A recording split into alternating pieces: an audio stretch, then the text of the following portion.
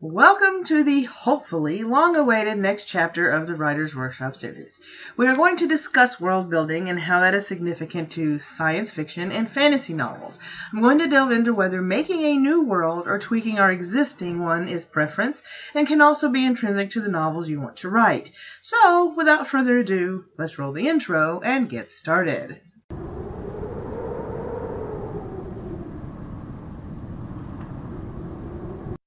First, we're going to start with the easiest of the two map-making processes of the fictional world, changing the current map of our world.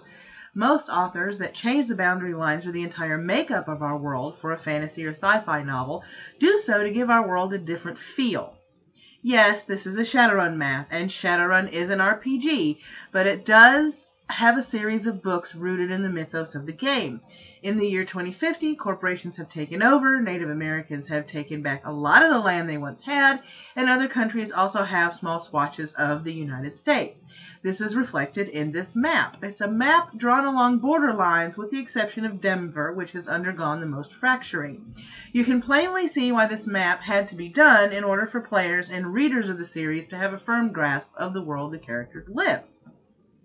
I cannot say much about the Hunger Games series as I haven't read the books, but just by looking at the map, I can tell there was a lot of environmental problems and political upheaval that caused the drawing of the district lines.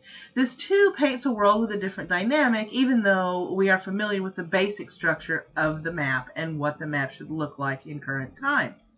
So if you wish to write a book with a drastically different way to see our current world, a map would be beneficial, not only to you, but to your readers as well.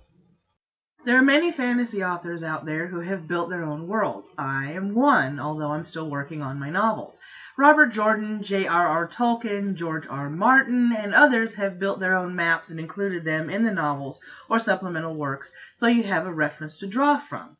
They give the reader more to draw on for their imagination. A new realm is like a new place to explore and can keep the reader just as interested in the story as the characters and the plot.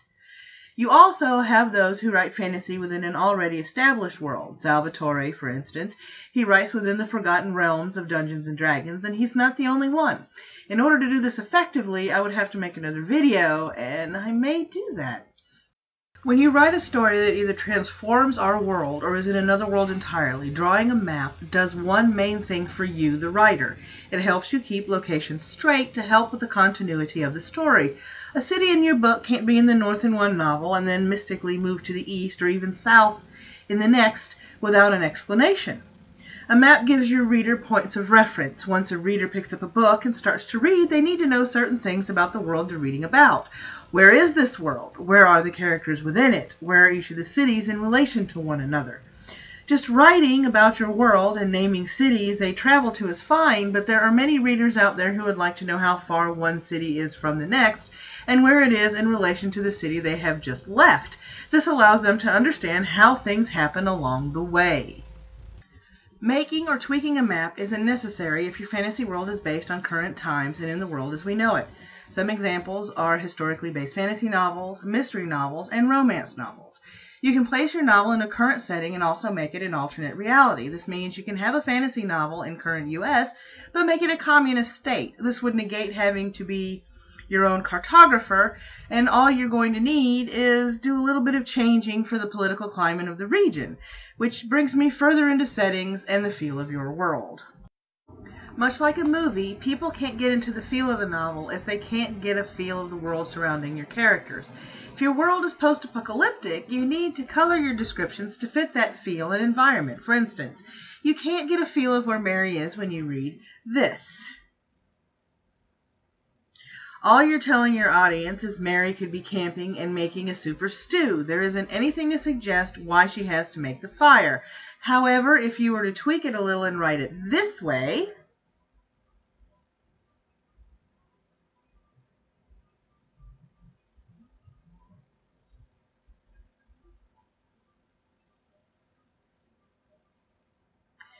Now, this may be a little more dramatic than it needs to be, but you get a feel of the world she lives in order to survive. You know a war happened, and through the description of her yard, you can only guess a bomb was dropped in the area. You don't have to say what bomb it is, but you do have to work your description so that your reader gets a feel of why your character has to do this.